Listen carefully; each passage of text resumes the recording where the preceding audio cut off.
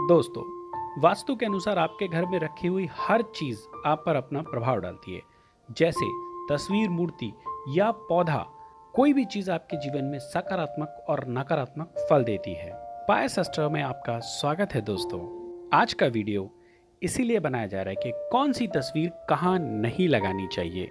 Thomas Alva Edison के बारे में कहा जाता है कि वह 999 बार बल्ब बनाते समय फेल हो गए थे। तो किसी पत्रकार ने उनसे पूछा कि क्या आप 999 बार बल्ब बनाते हुए फेल हुए? तो थॉमस अल्वा एडिसन ने उससे कहा कि नहीं, मैं 999 बार ये सीख रहा था कि बल्ब कैसे नहीं बनाना है। तो ठीक इसी तरह से कौन सी पेंटिंग कहाँ नहीं लगानी है ये आप समझ जाएंगे तो फिर जो लगानी है वो तो आपको वैसे ही पता चल जाएगी। कोई भी वस्तु कितनी भी शुभ क्यों ना हो, यदि वह गलत जगह पर लग जाए या रखी जाए तो वह दुष्परिणाम देती है। उदाहरण के लिए ईश्वर की या भगवान की फोटो के बारे में ही बात कर लेते हैं।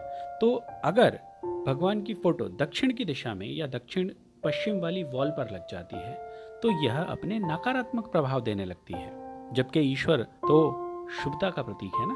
अपने घर को चित्रों से सजाने का चलन तो प्राचीन काल से चला आ रहा है, तब से जब इंसान सभ्य भी नहीं थे, यानी वह केव में रहते थे। आपको 10-15 हजार साल पुरानी केव पेंटिंग मिल जाएगी। उन गुफाओं में भी लोग चित्र बनाया करते थे और चित्रों को कौन सी दीवार पर लगाते थे यह भी वो निर्धारित करते थे। वे लोग शिकारी थे, इसलिए दीवारों पर शिकार की पेंटिंग बनाते थे जो उन्हें शिकार के लिए प्रेरित करती थी। आप जिम तो गए ही होंगे। जिम में आपने अक्सर देखा होगा कि बॉडी बिल्डर्स की फोटो लगी होती है। स्कूल के अंदर आपने महापुरुषों की फोटो देखी होगी और सलून, जब आप बाल कटवाने जाते हैं तो वहां पर या तो फिल्मी कलाकार या फिर स्टाइलिश बालों वाले लड़के लड़कियों की फोटो दिखाई देती है। हमारे जीवन में हमें फोटो और चित्र बहुत प्रभावित करते हैं। वो सीधे हमारे सबकॉन्शियस माइंड पर असर डालते हैं। यह बात तो स्पष्ट है कि पेंटिंग और फोटो हमें प्रभावित करती है, इसलिए घर या ऑफिस में पेंटिंग या फोटो बड़ी सोच समझकर लगानी चाहिए। कौन सी पेंटिंग कहाँ लगानी चाहिए, इस पर हम पहले ही 2 वीडियो बना चुके हैं जिनके लिंक आपको डिस्क्रिप्शन में मिल जाएंगे। पर कौन सी पेंटिंग कहाँ नहीं लगानी है ये जानना भी जरूरी है। तो सबसे पहले फव्वारे की पेंटिंग के बारे में बात करते हैं। दोस्तों, फव्वारे के अंदर पानी होता है और पानी शुभ माना जाता है। पानी पैसे का प्रतीक होता है। लोग कहते हैं कि मेरे पास संपत्ति तो है पर लिक्विड मनी नहीं है। तो लिक्विड मनी यानी कैश। देखिए साहब, ऐश तो कैश पर ही होती है, यानी लिक्विड मनी पर, जिसे हम लोग पैसा कहते हैं। झरना आपने देखा होगा, तो झरने में पानी ऊपर से नीचे आता है और ऐसा लगता है जैसे वो आपके घर के अंदर आ रहा है, जबकि फव्वारे में जो पानी है वो नीचे से ऊपर जाता है। कई विद्वानों का कहना है कि घर में बहते पानी की फोटो नहीं लगानी चाहिए, क्योंकि यदि आप बहते पानी की फोटो लगाते हैं और उस पानी का फ्लो घर के बाहर की ओर है तो आप ये मानकर चलें कि आपका पैसा घटना शुरू हो जाएगा। इसीलिए इस बात का खास ध्यान रखा जाता है कि अगर आप बहते पानी की फोटो लगा रहे हैं तो उसका फ्लो आपके घर के अंदर की ओर होना चाहिए। विद्वान लोग में जो मतभेद है वो इसी बात को है कि भाई इससे बेटर है कि आप बहते हुए पानी की फोटो ना ही लगाएं। फाउंटेन यानी फव्वारे की फोटो घर में नहीं लगानी चाहिए, क्योंकि यह आपके पैसे को कम करती है। हिलती डुलती नाव की फोटो, आपने अक्सर फोटो देखी होगी लोगों के घरों में, पानी पे एक समुद्र के अंदर एक नाव है जो हिल डुल रही है। तो इस तरह की फोटो आपके दिमाग में झंझावात पैदा करती है, यानी सबकॉन्शियस माइंड में ये बात दर्शाती है कि कुछ अस्थिर है। तो आप अगर इस तरह की प्रॉब्लम से बचना चाहते हैं, वैसे ही दुनिया में यार बहुत टेंशन है, तो अगर आप उस टेंशन से बचना चाहते हैं तो इस तरह की फोटो बिल्कुल ना लगाएं। जंगली जानवरों की शिकार करते हुए फोटो तो बिल्कुल भी नहीं लगानी चाहिए। महाभारत की फोटो हमेशा कंट्रोवर्सी यानी विवादों में रही है। उसमें कुछ पेंटिंग शुभ तो कुछ अशुभ बताई गई है। जैसे उपदेश देते समय वह विराट रूप में भगवान श्री कृष्ण की फोटो शुभ बताई गई है, जबकि युद्ध की फोटो अशुभ बताई गई है। उसमें मारकाट करते हुए युद्ध की फोटो रखना सबसे ज्यादा अशुभ बताया गया है। इससे हमारी सोच आक्रामक बनती है। इसीलिए इस बात का हमेशा ध्यान रखिए कि महाभारत में युद्ध की फोटो कभी ना लगाएं। महाभारत की फोटो लगाना बुरा नहीं है।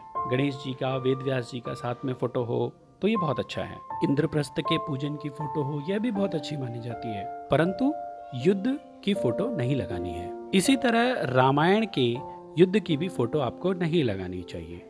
महाभारत से याद आया, आपको अपना एक व्यक्तिगत अनुभव बताता हूँ। आपने देखा होगा कि लोग अपने घरों में राधा कृष्ण की फोटो लगाते हैं, खास तौर पर बेडरूम में, ताकि उनके जीवन में दाम्पत्य जीवन सुखमय हो।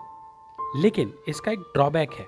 जिन लोगों के बेडरूम में राधा कृष्ण की फोटो लगी होती है, उनमें से किसी एक, यानी या तो मेल या फीमेल का कोई ना कोई एक्स्ट्रा मैरिटल अफेयर हो ही जाता है। ऐसे लोगों को प्रपोजल भी आते रहते हैं।